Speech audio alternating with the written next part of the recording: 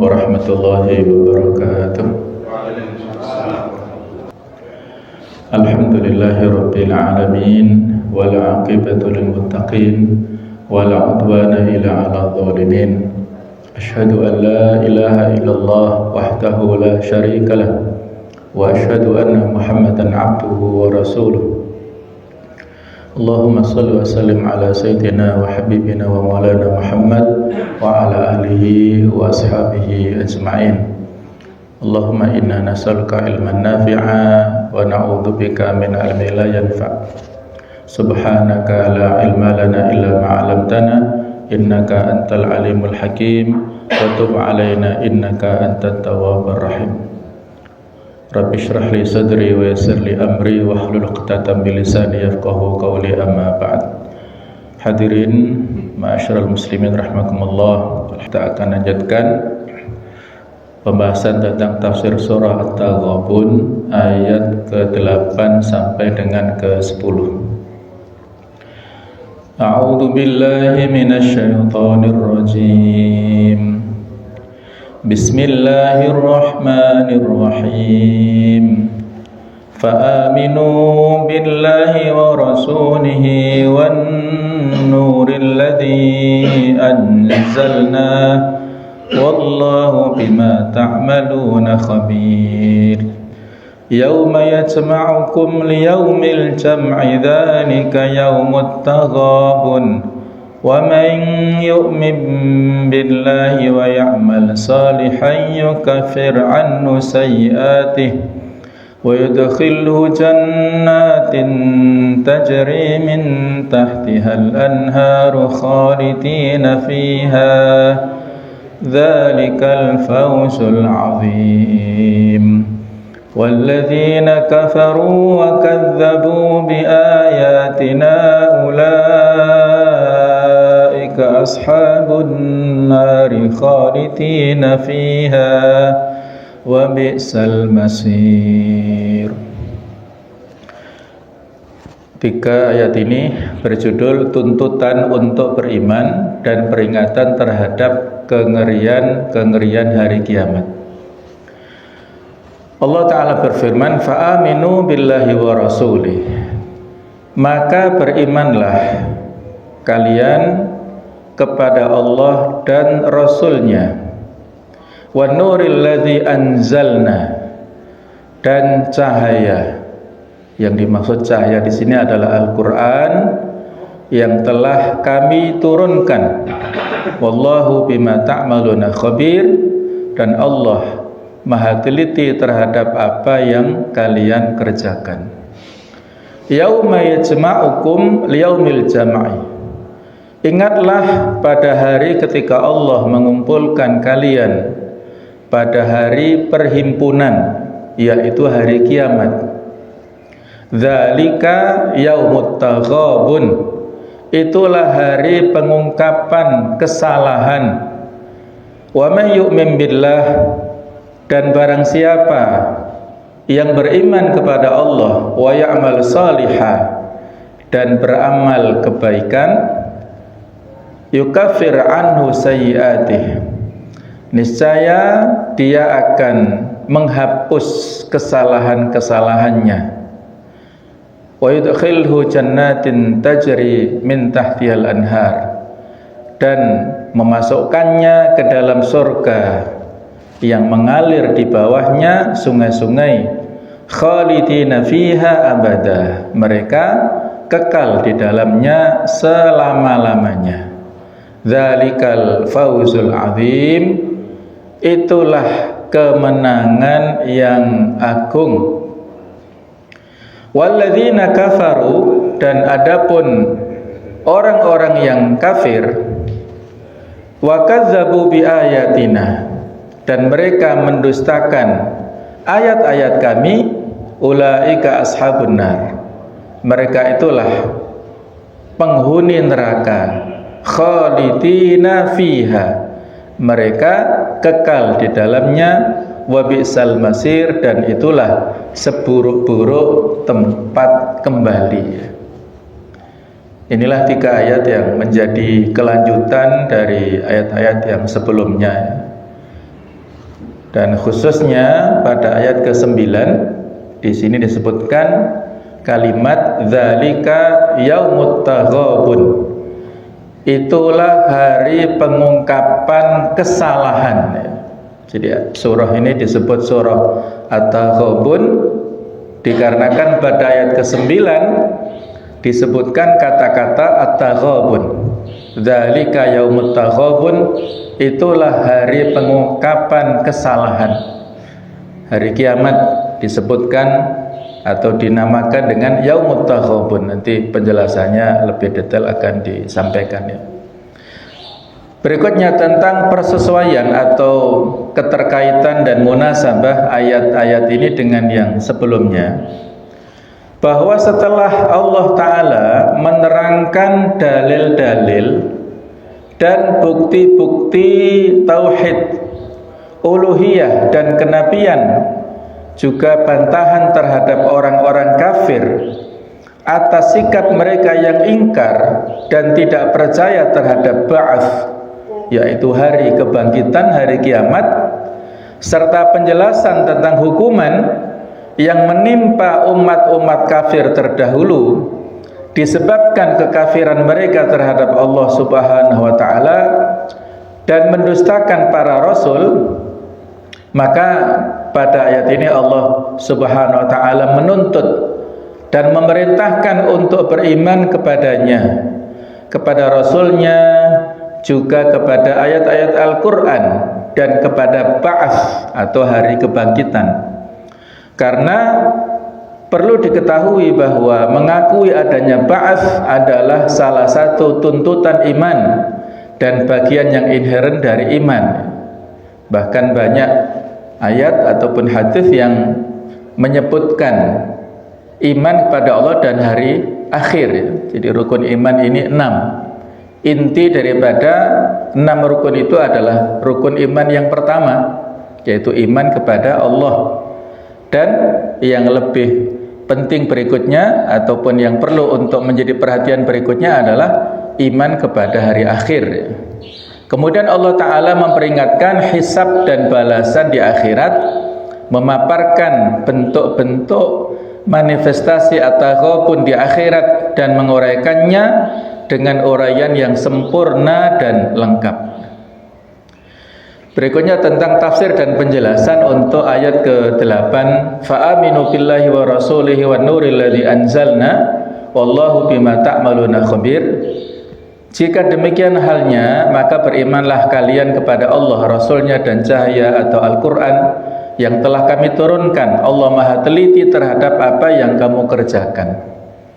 Jika perkara ba'ats adalah sesuatu yang mudah dan ringan bagi Allah Subhanahu wa ta'ala, percaya dan berimanlah kalian kepada Allah dan Rasulnya Muhammad sallallahu alaihi wasallam serta kepada kitabnya yaitu Al-Quran yang menuntun dan menunjukkan kepada kebahagiaan serta menyelamatkan dari gelapnya kesesatan.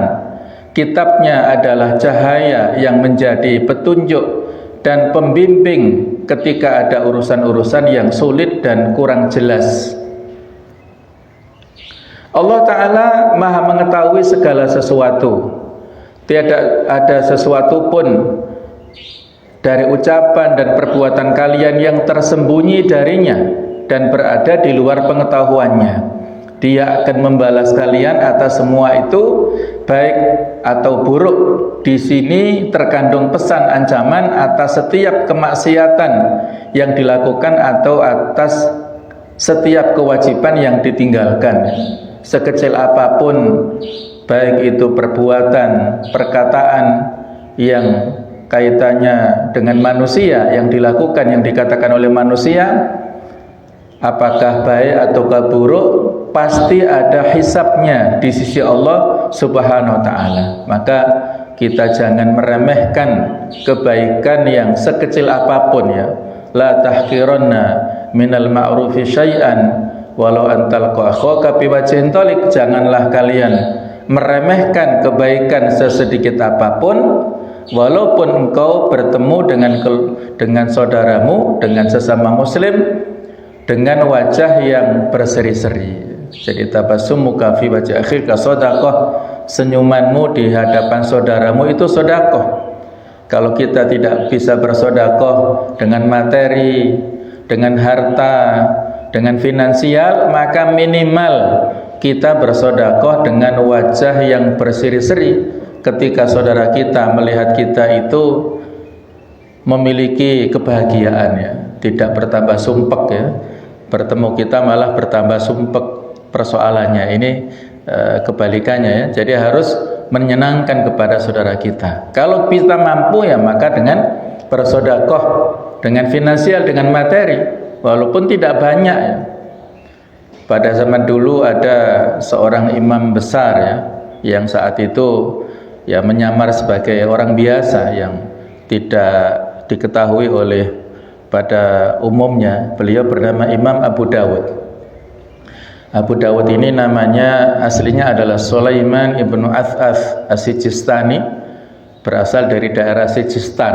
Daerah Sijistan itu daerah antara Afghanistan dan Iran. Jadi pada saat itu beliau sedang berada di sebuah perjalanan ya, naik perahu bersama dengan penumpang yang lain di atas sungai Dajlah atau Tigris ya. Sungai Dajlah ini melintas dari Turki sampai dengan Persia, sungai yang luas atau yang panjang.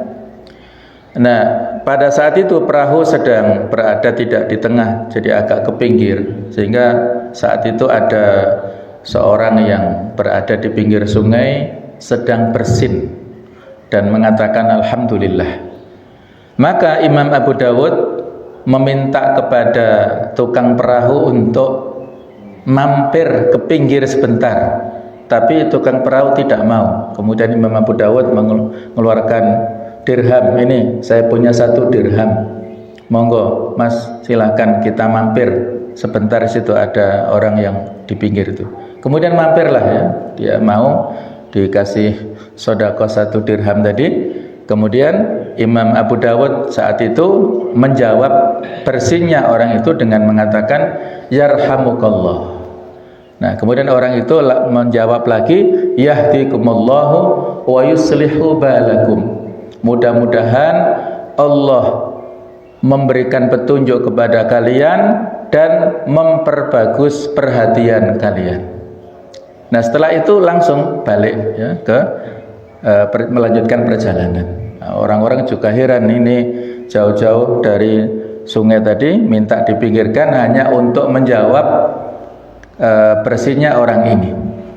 Nah, jemaah sekalian, beberapa saat berikutnya Allah memberikan karomahnya ya. Orang-orang pada saat itu para penumpang ditidurkan oleh Allah Ta'ala, dan dalam tidurnya mereka sama-sama bermimpi, yang mimpinya sama satu dengan yang lain, bahwa ya dalam mimpi itu ada suara yang disampaikan, sesungguhnya Abu Dawud telah membeli surga dengan 1 dirham. Nah, kemudian beberapa saat berikutnya mereka terbangun, dan ada yang vokal di antara mereka bertanya, siapa di antara kalian yang bernama Abu Dawud? Nah, maka Abu Dawud mengaku, saya. Kenapa? Nah, sesungguhnya tadi saya bermimpi ya, dalam tidur sebentar tadi seolah-olah ada suara yang mengatakan bahwasanya Abu Dawud telah membeli surga dengan 1 dirham. Nah, orang-orang saat itu ketika mendengar pernyataan dari orang ini mengaku semuanya, iya kami juga sama, kami juga mendengarkan suara itu dalam mimpi kami. Nah, kemudian mereka bertanya kepada Abu Dawud, apa yang menyebabkan Anda tadi minggir ya, kemudian menjawab salam, menjawab doa daripada orang itu dan begini begitu. Kemudian Abu Dawud mengatakan, saya berharap doa orang itu mustajab. Jadi pada saat saya menjawab bersihnya orang itu dan saya memberikan atau mendapat jawaban doa dari orang itu, saya berharap mudah-mudahan doanya mustajab, dan ternyata betul. Jadi melalui sedekah yang diberikan kepada tukang perahu, kemudian dia mengamalkan sunnah. Coba bisa kita bayangkan ya, jauh-jauh dari sungai ke pinggir untuk menjawab bersihnya orang itu dalam rangka memiliki semangat untuk mengamalkan sunnah.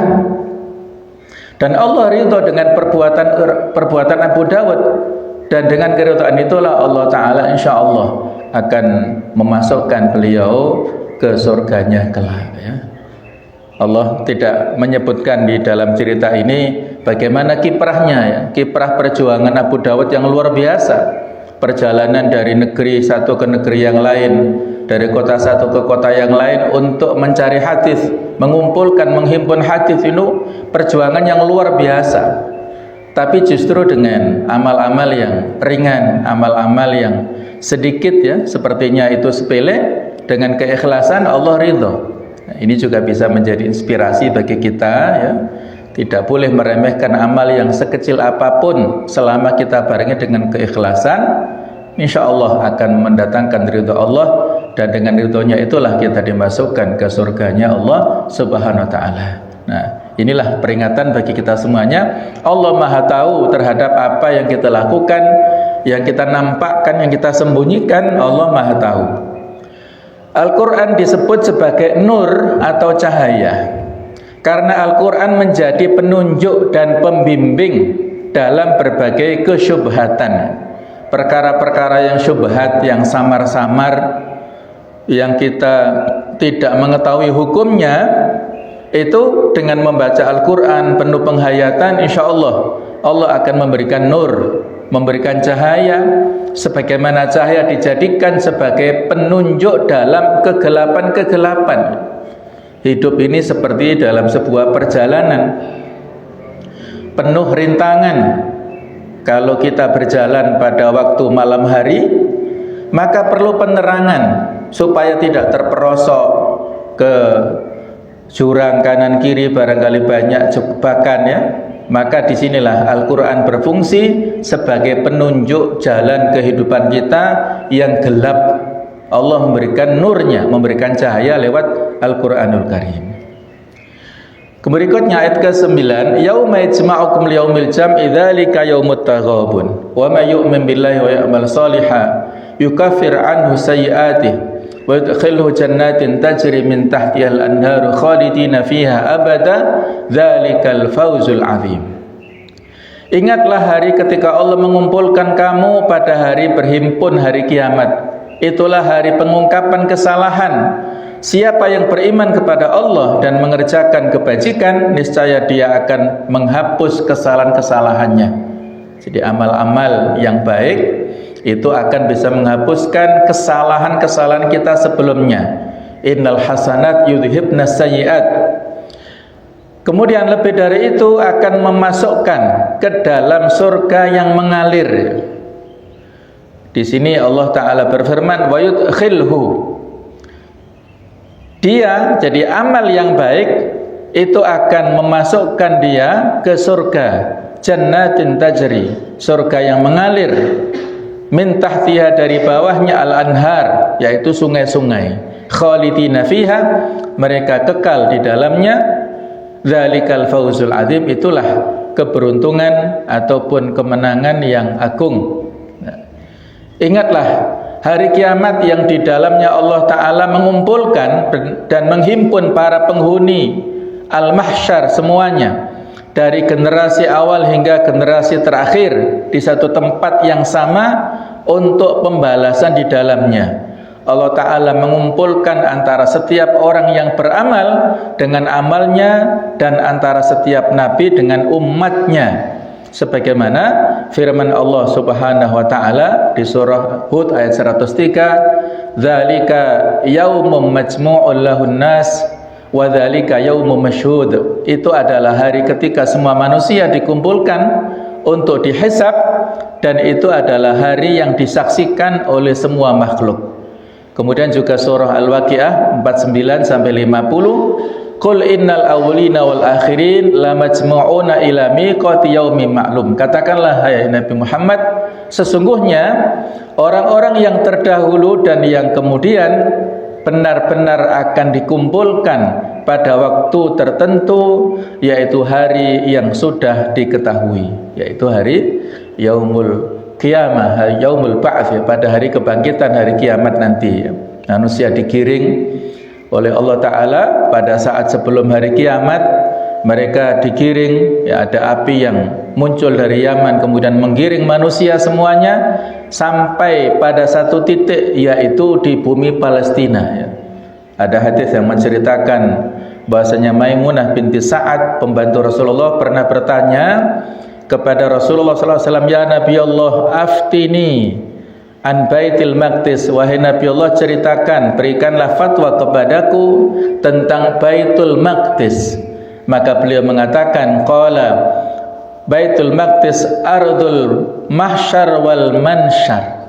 Baitul Maqdis itu adalah bumi pengumpulan dan bumi kebangkitan.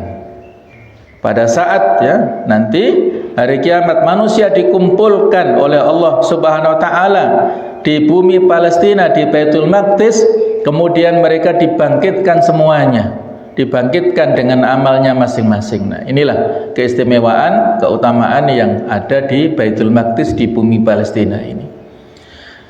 Sehingga pada saat itu semuanya mempertanggungjawabkan apa yang telah dilakukan di dunia.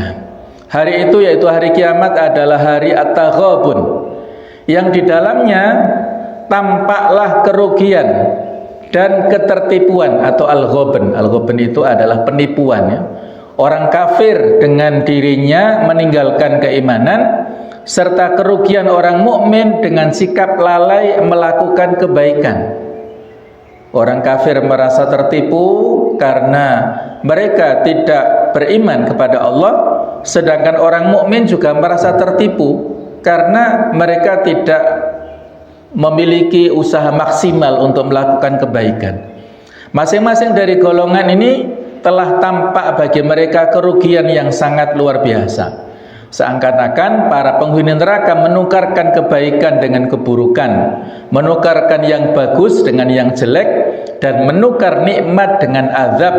Sedangkan para penghuni surga seakan-akan melakukan hal yang sebaliknya. Meskipun begitu, para penghuni surga itu tetap merasa kurang dan merugi, ya, karena ia tidak mempersembahkan amal soleh yang lebih banyak lagi dari apa yang telah mereka persembahkan.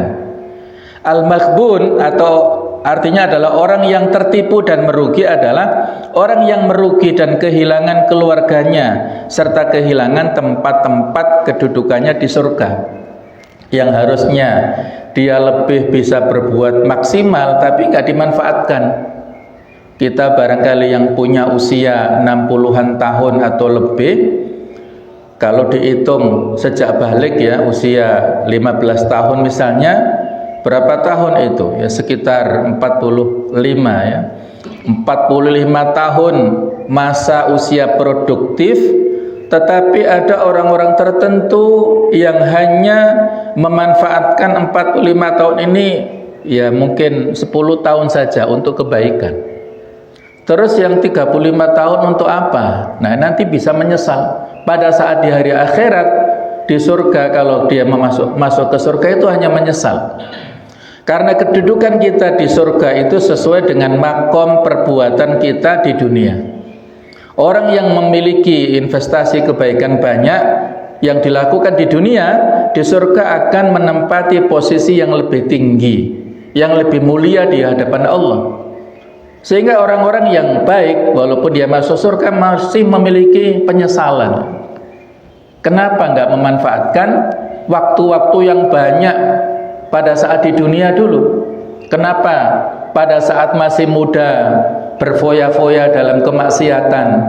Kenapa dia punya harta hanya untuk kepentingan pribadi, bukan untuk kepentingan umat dan agama? Itu hanya bisa menyesal, tidak bisa kembali lagi ke dunia. Ada kisah inspiratif yang mungkin sering kita dengarkan, ya, bahwasanya, ya, walaupun ada yang meragukan kisah ini, tapi kita ambil hikmahnya lah, ya. Bahwasanya ada seorang sahabat yang bernama Sya'ban, saat itu tidak hadir di Masjid Nabawi, ya, dan beliau Nabi kehilangan, karena Sya'ban ini rutin biasanya jamaah, terutama jamaah subuh itu rutin datang ke masjid dan menempati tempat tertentu ya, dan para sahabat itu biasa ketika mereka ibadah di Masjid Nabawi itu mengkapling tempat khusus, sehingga kalau kosong tidak ada yang berani menempati karena khawatir ya nanti menggeser ketika sahabat ini datang. Jadi saat itu tempatnya kosong, dan ketika selesai sholat Nabi inspeksi kepada sahabat, mana kawan kalian Sya'ban tidak datang ke masjid ini. Nah, mereka tidak ada yang tahu. Nah, kemudian setelah itu ketika selesai syuruk ya, Nabi sallallahu alaihi wasallam salat duha, kemudian mengajak kepada para sahabatnya, siapa yang tahu rumahnya Sya'ban, mari kita mengunjunginya, barangkali ada persoalan atau barangkali sakit ya, coba kita datang ke sana.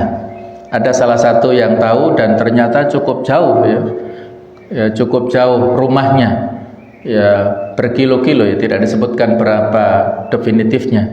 Nah, pada saat itulah jemaah sekalian, ketika Nabi sallallahu alaihi wasallam datang ke rumahnya menemukan istrinya dalam keadaan sedih. Ternyata ya, pada malam harinya Sya'ban ini telah meninggal dunia.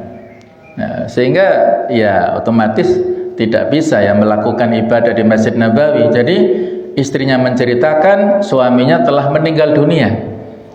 Tapi sebelum meninggal ada kalimat-kalimat yang tidak difahami oleh istrinya. Yang ini ditanyakan kepada Rasulullah sallallahu alaihi wasallam. Wahai Rasulullah, ada 3 kalimat yang disampaikan oleh suami saya yang saya tidak faham apa maksudnya. Barangkali panjenengan bisa memberikan jawaban. Apa yang dikatakan suamimu? Bahwa suaminya sebelum meninggal itu mengatakan, seandainya lebih jauh, seandainya lebih banyak, dan seandainya lebih bagus. Jadi itu 3 kalimat yang diucapkan oleh suaminya ini sebelum meninggal. Maka Nabi sallallahu alaihi wasallam mengatakan bahwasanya seandainya lebih jauh itu adalah maksudnya suamimu menyesal walaupun rumahnya memang cukup jauh dari Masjid Nabawi, tapi ketika dia mengetahui tempat surga ataupun pahala yang dia dapat dari langkah-langkah kaki yang dituju untuk ke masjid ternyata banyak sekali, dan dia berharap langkahnya lebih jauh datang ke masjid ini, yang dengan lebih jauh itu akan bisa mendapatkan pahala yang lebih banyak, tempat surga yang lebih tinggi. Dia hanya bisa menyesal karena orang yang sebelum meninggal itu diperlihatkan, kalau dia husnul khotimah, orang yang baik, diperlihatkan kebaikan-kebaikan, pahala yang akan didapatkan sehingga dia wajahnya cerah dan gembira. Pada saat dia orang yang buruk akan diberikan berita-berita buruk, balasan dari keburukannya. Nah, jadi masing-masing ada diperlihatkan itu. Kemudian berikutnya adalah seandainya lebih banyak.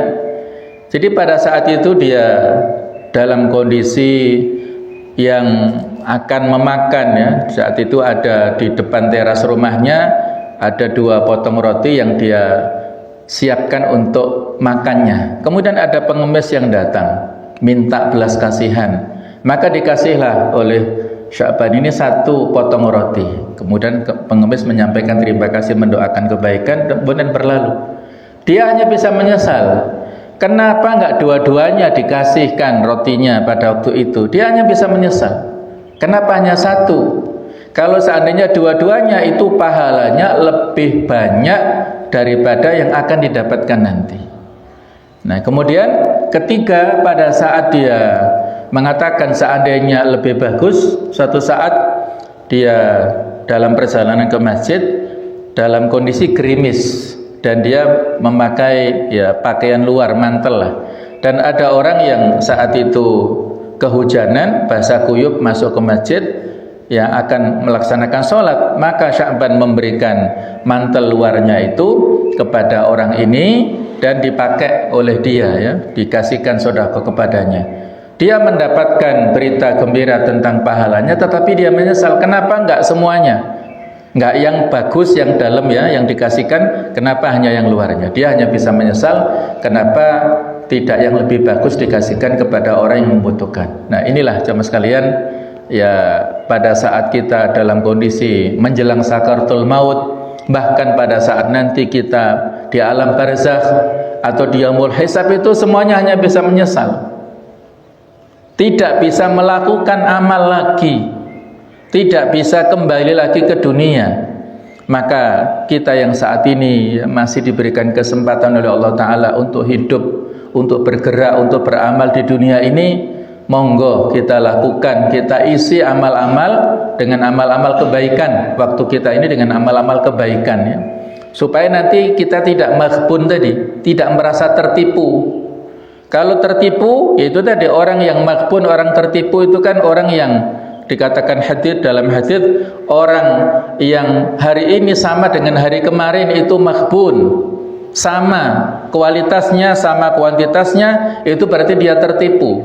Kalau orang yang hari ini lebih buruk dari kemarin namanya mal'un, orang yang terlaknat, ya, waliyadzubillah.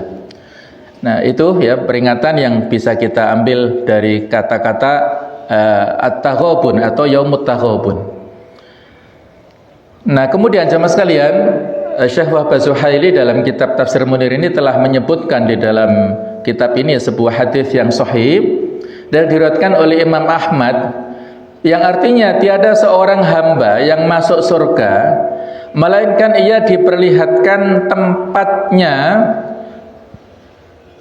di neraka yang akan ia masuki seandainya ia berbuat kejelekan, supaya ia semakin bertambah syukur.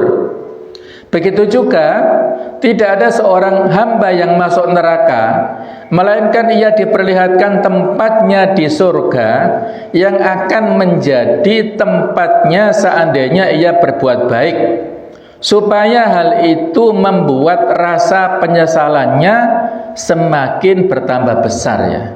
Jadi diiming-imingi gitu, ya.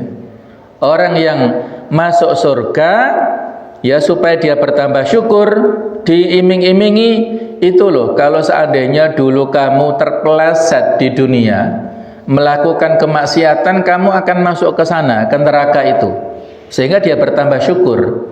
Sementara orang yang masuk neraka juga diiming-imingi atau disyukur-syukurin, ya, jadi dikapok-kapok nol istilahnya, ya, nanti di neraka. Itu loh, seandainya kalau kamu dulu di dunia berbuat baik, kamu semangat untuk bersedekah, kamu semangat untuk mencari ilmu, kamu semangat untuk sholat duha, untuk tilawah Quran, itu loh yang harusnya yang menjadi tempatmu di surga. Kenapa kamu nggak lakukan dan justru kamu memilih kemaksiatan, sekarang masuk ke neraka? Nah, mungkin seperti itulah gambarannya. Berikutnya jemaah sekalian, at-taghabun asalnya adalah diambil dari kata al-ghabn. Nah, artinya penipuan harga.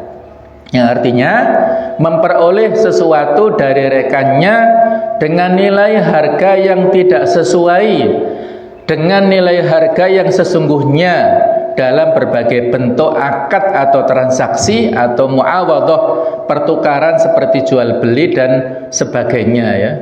Jadi sebagai contoh, seorang penjual merugi karena menjual barangnya dengan harga lebih rendah dari nilai harga sesungguhnya dari barang itu. Atau kebalikannya, seorang pembeli rugi karena membeli barang dengan harga yang lebih tinggi dari nilai harga sesungguhnya. Oleh karena di akhirat tidak ada muawadhah, tidak ada transaksi, ya.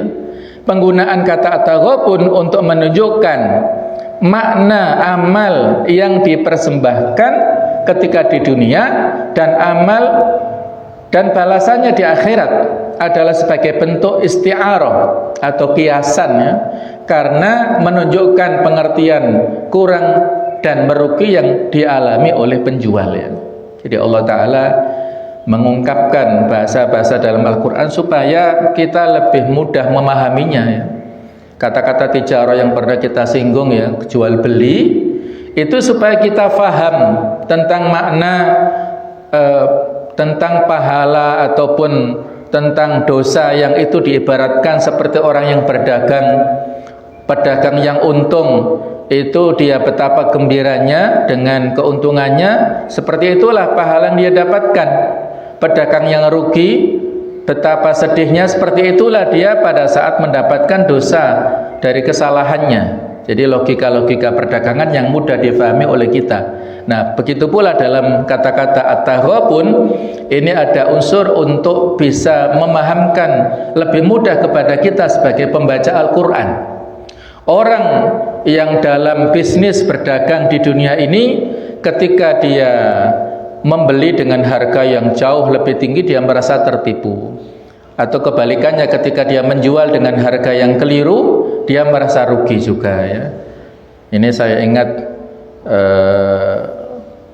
kasus haji ya 2024 kemarin ya, yang sekarang lagi disidik oleh KPK ya. Ya, ini ada unsur al-ghabn. Al-ghabn adalah tertipunya ya. Jadi ya walaupun juga tidak sakel, tetapi ada kemiripan ya. Ada kemiripan di sini. Bahwasanya kuota yang 20.000 harusnya 80% ya untuk reguler, 20% untuk khusus, tapi ternyata dibagi 50% dengan berbagai macam alasan, dan bahkan dibuat regulasinya oleh Menteri Agama saat itu. Nah, kemudian yang pada intinya kan yang dirugikan justru jamaah sendiri kan. Jadi jamaah harus menambah uang. Nah, itulah masalah-masalah yang nggak tahu endingnya bagaimana ini ya. Pemerintah KPK belum memutuskan siapa tersangkanya ini. Ya, ini melibatkan orang-orang baik ya, orang-orang yang bisnis itu kan orang-orang baik insya Allah. Nah, jemaah sekalian, selanjutnya Allah Ta'ala menjelaskan dan menguraikan lebih lanjut pengertian at-taghabun, yaitu pertama di ayat yang ke-9, yauma yajma'ukum liyaumil jam'i dzalika yaumut taghabun wa may yu'min billahi wa amal shalihan yukaffir anhu sayyi'atihi wa yadkhilul jannatin tajri min tahtiha al-anharu khalidina fiha abada dzalikal fawzul 'adzim. Ingatlah hari ketika Allah mengumpulkan kamu pada hari berhimpun, itu hari kiamat. Itulah hari pengungkapan kesalahan. Siapa yang beriman kepada Allah dan mengerjakan kebaikan, niscaya dia akan menghapus kesalahan-kesalahannya dan memasukkan ke dalam surga yang mengalir di bawahnya sungai-sungai. Mereka kekal di dalamnya selama-lamanya. Itulah kemenangan yang agung.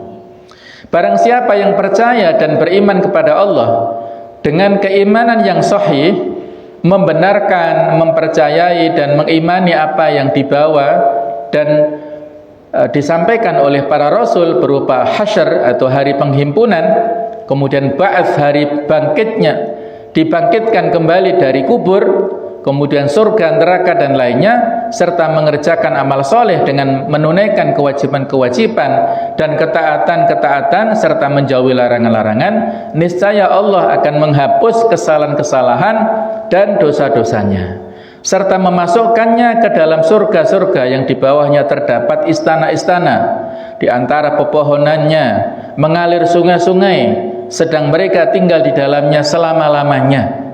Penghapusan dosa dan kesalahan-kesalahan serta dimasukkan ke dalam surga, itulah sebuah keberuntungan yang tiada tertandingi, yang tiada lagi keberuntungan sebelum dan sesudahnya, karena itu adalah keberuntungan meraih sebaik-baik buah dan atau hasilnya ya. Jadi kalau kita di dunia kenikmatan seenak apapun, kemudian kesenangan segembira apapun itu terbatas. Ada batasan waktu ya. Kalau misalnya kita nikmati ke taman wisata ya, yang sangat indah, pasti kan ada batasnya. Masuk panjenengan akan camping terus di situ enggak kan? Kan hanya beberapa jam, beberapa hari saja. Hanya ada batasannya. Kalau misalnya seorang yang punya fasilitas di kehidupan sehari-hari misalnya, itu kan pasti juga ada batasannya. Nah, kalau di akhirat atau di surga ini tidak ada batasannya. Makanan yang indah-indah tersaji setiap waktu, setiap saat. Keinginan-keinginan yang diinginkan atau yang disukai oleh siapapun itu akan tersaji. Diceritakan dalam riwayat nanti di surga itu ada seorang petani yang dulu di dunia profesinya petani ya. Kemudian dia minta, ya Allah, saya minta pohon yang berbuah begini ya. Allah akan memberikan instan, tapi orang ini nggak mau. Ya Allah, saya ingin prosesnya. Jadi dia ingin menikmati nostalgia seperti di dunia. Jadi proses menanamnya, tetapi cepat ya, menanam tidak waktu menunggu bertahun-tahun, menanam langsung cepat, besok lusa langsung bisa tinggi dan langsung bisa berbuah dan dinikmati, langsung bisa dipetik dan dirasakan kenikmatannya yang luar biasa, sehingga dia merasakan betul-betul ya, kenikmatan itu real terjadi di surga dan tidak sebagaimana pada saat di dunia yang menunggu perjuangannya perlu waktu yang lama ya. Jadi nanti di surga itu seseorang akan mendapatkan apa yang dia inginkan, apa yang diharapkan itu akan segera diberikan oleh Allah Ta'ala. Kemudian yang kedua, Allah memastikan, Allah menjelaskan, walladzina kafaru wa kadzdzabu bi ayatina ulaika ashabun nari khalidina fiha wa bi'sal masir, ayat ke-10. Adapun orang-orang yang kafir dan mendustakan ayat-ayat kami, maka mereka itulah penghuni neraka. Mereka kekal di dalamnya dan itulah seburuk-buruk tempat kembali. Orang-orang yang ingkar terhadap keesaan Allah dan kuasanya, mendustakan, menolak dan tidak mempercayai ayat-ayatnya yang diturunkan kepada hambanya Nabi Muhammad SAW, dan termasuk diantaranya adalah ayat-ayat yang menunjukkan dan menegaskan ba'ats, maka mereka itulah para penghuni neraka. Mereka kekal berada di dalamnya. Seburuk-buruk tempat kembali adalah tempat kembali mereka, dan neraka adalah seburuk-buruk tempat tinggal mereka. Jadi inilah jemaah sekalian ya, tinggal kita memilih apakah pilihan surga ataukah neraka. Berikutnya fikih kehidupan atau hukum-hukum kita baca sekilas ya. Yang pertama, setelah menginformasikan terjadinya hari kiamat, Allah memerintahkan dan kepada para hambanya untuk beriman kepadanya dan kepada Rasul serta kepada Al-Quran yang diturunkan kepada beliau, supaya mereka tidak tertimpa hukuman seperti yang pernah menimpa umat-umat kafir terdahulu disebabkan kekafiran mereka terhadap Allah dan mendustakan para Rasul. Supaya kita mengambil pelajaran, Allah mempertegas dan memperkuat perintah ini dengan kalimat wallahu bima ta'maluna khabir. Allah Maha mengetahui segala apa yang kalian sembunyikan dan segala apa yang kalian tampakkan. Karena itu senantiasalah kalian menjaga muraqabah kepada Allah, kesadaran bahwa Allah selalu mengawasi dan mengetahui, dan takutlah kalian kepadanya dalam kedua keadaan. Dalam konteks tersebut baik tersembunyi ataupun dalam kondisi yang nampak, Allah pasti akan memberikan balasan ya, tidak akan terlewat ya. Kalau tadi kisah Abu Dawud yang terjadinya lama ya, Abu Dawud ini hidup pada 202 Hijriah sampai meninggalnya 275 Hijriah. Jadi beliau generasi as-salafus saleh.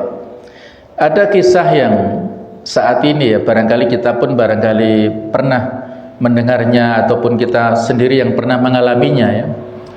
Ini kisah nyata yang terjadi ke salah satu santri saya ya di Turen sana.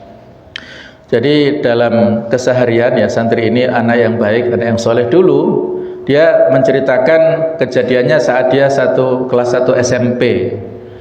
Jadi waktu siang-siang itu ada orang tua yang mampir ke pondok, dan dia ini memberikan, sepertinya orang tua ini kelaparan, akhirnya dikasih mie yang sudah dimasak dan dikasih uang 10.000 sebagai sedekah. Masya Allah, betapa senangnya orang tua ini ya, dan mendoakan kepada anak ini, mudah-mudahan kamu menjadi anak yang soleh, kemudian sukses dan hafal Quran. Alhamdulillah ya, Allah mengabulkan doa orang ini ya.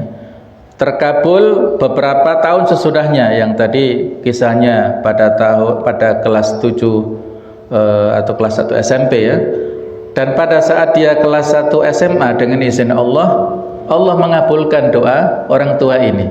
Anak ini menjadi hafidh 30 juz Al-Quran pada saat kelas 1 SMA itu, dan insya Allah sampai sekarang terjaga. Itu disampaikan ya di kisah tertulis anak ini ya, ketika diminta oleh salah seorang guru kami itu.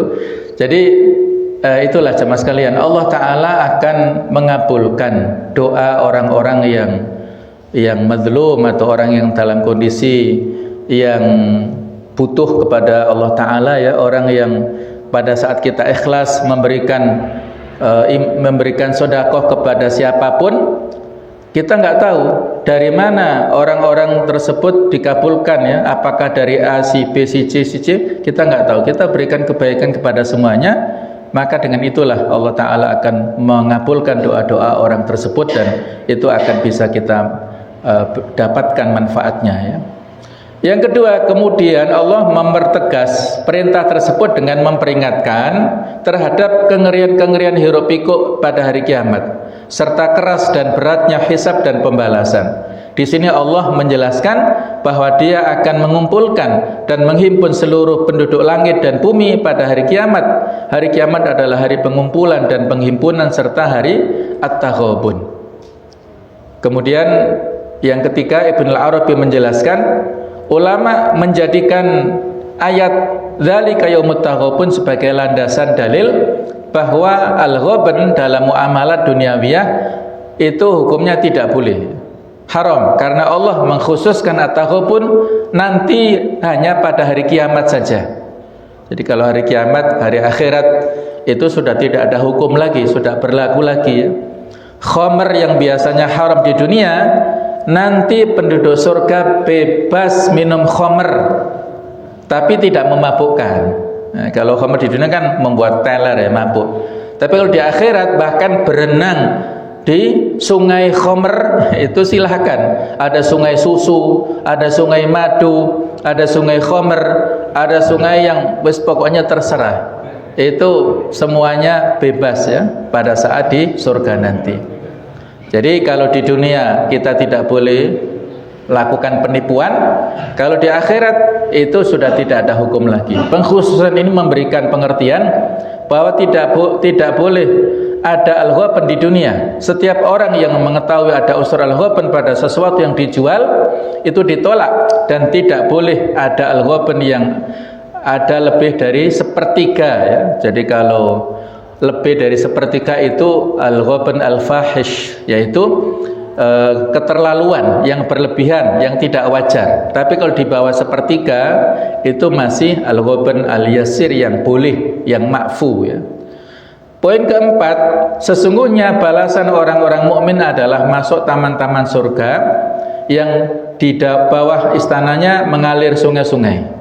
Mereka kekal berada di dalamnya selama-lamanya. Itulah keberuntungan, keberhasilan, dan kesuksesan telak yang tidak lagi ada keberuntungan setelahnya. Keberuntungan itu mencakup keselamatan dari segala bentuk bahaya dan kengerian. Yang terakhir, yang kelima, sesungguhnya balasan orang-orang yang kafir kepada Allah dan Al-Quran adalah masuk neraka secara kekal dan abadi di dalamnya. Seburuk-buruk tempat kembalinya adalah neraka jahanam. Balasan yang ditetapkan untuk kedua golongan ini, itu golongan mukmin dan golongan kafir, adalah penjelasan uraian dan tafsir kata at-taghabun yang disebutkan sebelumnya. Mudah-mudahan Allah Ta'ala ya senantiasa memberikan bimbingan hidayah kepada kita untuk senantiasa semangat dalam melakukan kebaikan-kebaikan, yang dengan itulah insya Allah Allah akan memasukkan kita ke surganya kelak. Amin ya rabbal alamin, dan menjauhkan kita dan keluarga kita dari neraka. Subhanakallahumma bihamdik, asyhadu an la ilaha illa anta, astaghfiruka wa atubu ilaik. Wassalamualaikum warahmatullahi wabarakatuh.